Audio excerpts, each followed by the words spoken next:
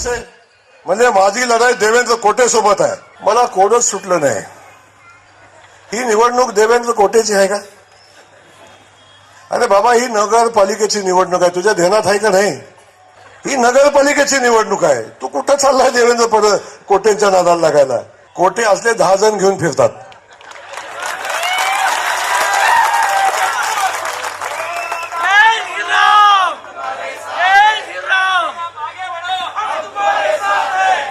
अरे आमची लढाई या सोलापूर शहराच्या विकासाची लढाई आहे बाबा. आमची लढाई कुणाच्या व्यक्तिगत कुणासोबत नाही आहे. आमची लढाई कुठल्या पक्षासोबत नाही आहे.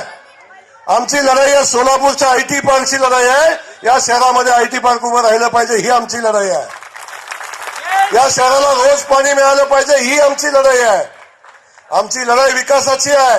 या शहराचं वैभव हे पुन्हा मिळालं पाहिजे या शहराला. या शहरातनं विस्थापित झालेला युवक या शहरामध्ये पुन्हा आला पाहिजे, ही आमची लढाई आहे. व्यक्तिगत कुणासोबत आमची लढाई नाही. आणि देवेंद्र दादा, तुम्ही उत्तर देऊच नका. उत्तर आपल्या जोडीतल्या पैलवानाला द्यायचं असतं.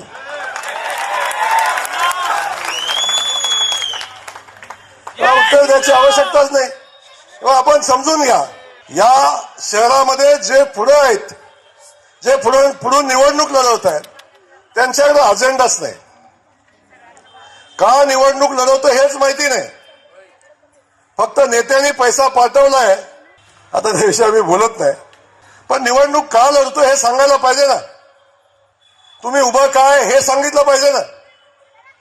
तुम्हाला मत का दिलं हे सांगितलं पाहिजे ना. दिलं पाहिजे. ते बाजूला राहिले. आणि शहराची निवडणूक ही विकासावर झाली पाहिजे, हेही बाजूला राहिले. माझी शहरातल्या नागरिकाला विनंती आहे, आपण जे पक्ष पुढे आहेत, एकाचे 2, एकाचे 3, एकाचे 4, ह्याच्या पलीकडे नगरसेवक येणार नाहीत. आणि यांच्या नादाला लागला तर तुमच्या प्रभागाचा विकास होणार नाही. त्यामुळं अख्खा शहरातला बच्चा सांगतो भारतीय जनता पक्षाची सत्ता येईल. तेव्हा आपलं मत वाया घालून उपयोगाचं नाही. आपलं मत हे सत्कारणी लागलं पाहिजे, योग्य ठिकाणी गेलं पाहिजे, योग्य पक्षाला गेलं पाहिजे. ही भूमिका आपण घेतली पाहिजे आणि ती भूमिका घेऊन आपण या शहरामध्ये काम केलं पाहिजे. माझी विनंती आपल्या सगळ्यांना आहे, कुठं जाणार हे विकासाचा पैसा आणायला? केंद्रामध्ये मोदीजी आहेत. आमचा देवेंद्र कोटे सुद्धा मोदीजींच्याकडे जाऊ शकतो आणि या शहराला पैसे आणू शकतो. हे कुणाकडे जाणार? हे कुणाकडे जाणार सांगा? राज्यामध्ये देवेंद्र फडणवीस साहेब आहेत आणि बाकी सगळं जाऊ द्या. हो, जिल्ह्यामध्ये पालकमंत्री मीच आहे ना. कुठून आणणार पैसे? कुठे विकासाचं काम करणार? तेव्हा अशा लोकांना मत देणं म्हणजे मत वाया घालवणं. मला आठवतंय, दादा, मी आलो पालकमंत्री म्हणून आलो.